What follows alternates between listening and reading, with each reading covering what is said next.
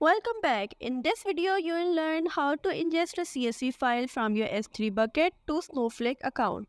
Now that we have updated the IAM role that we created in order for Snowflake to access the S3 bucket, let's move on to the next step now.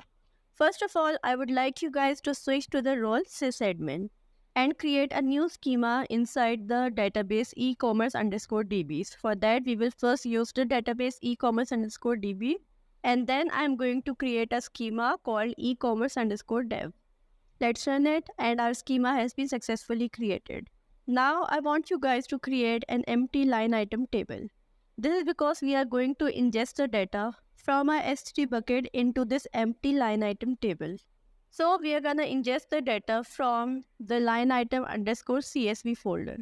All these files will be available in the resources.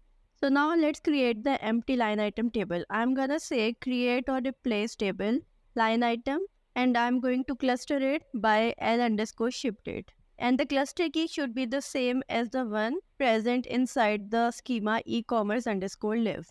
And I'm going to select the data from the schema e-commerce underscore live and its table line item. Let's run it, and you will see that your table has been successfully created. Since we limit the number of rows to 1, so it means that this table currently has 1 row. So in order to correct it, I am going to truncate the table line item. So now we have the empty table here. Okay, I couldn't find the table, so let me first use the newly created schema. So I'm going to write use schema e-commerce underscore db dot e-commerce underscore dev, and then once again I am going to run the create or replace table line item command to create the table inside the e-commerce underscore dev schema. And once this is done, once again I am going to run the truncate command. The next thing that we need to do is to create a file format. Now a file format is basically a set of rules which has a name and tells the Snowflake what is the file format that is being ingested into the table. So once we create this file format, we are going to use this name at the time of creating the stage object. Inside this file format, we have a bunch of parameters. Firstly, you have to define the type, which is going to be CSV in this case. Compression is auto, meaning auto detect.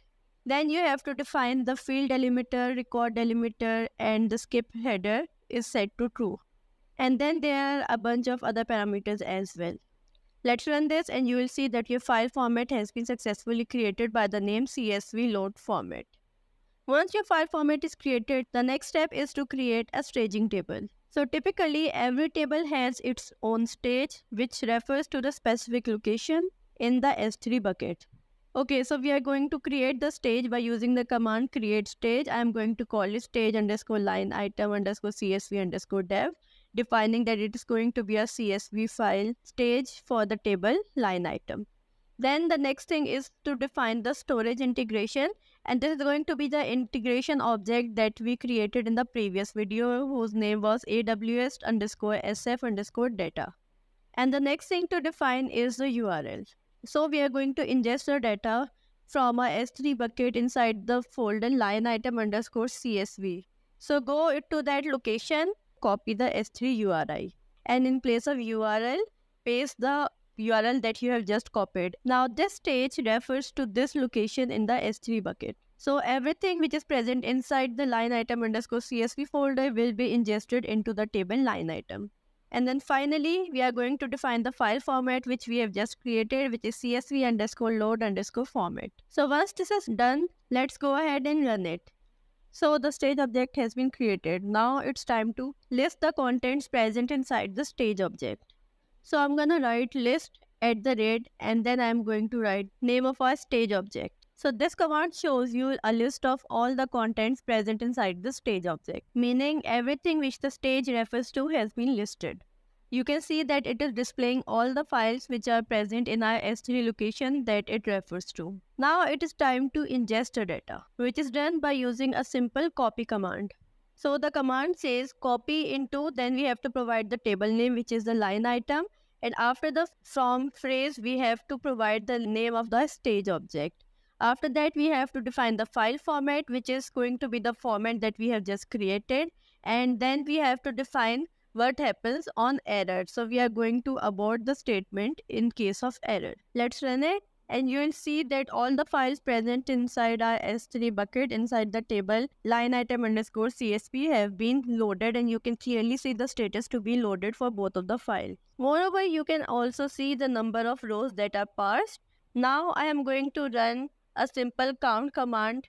So I'm going to write the command select count1 from line item. Upon running, you will see a total of 1473 rows inside the line item, which is equivalent to the sum of rows or present inside both of the files that were ingested from our S3 bucket. Let's go ahead and view some of the data. So I'm going to write a command select star from line item, and I'm going to limit the number of rows to 10. Upon running, you will see the first 10 rows from the line item table that have been ingested from the files present inside a S3 bucket. So this is how you can ingest CSV files from the S3 bucket to your Snowflake table.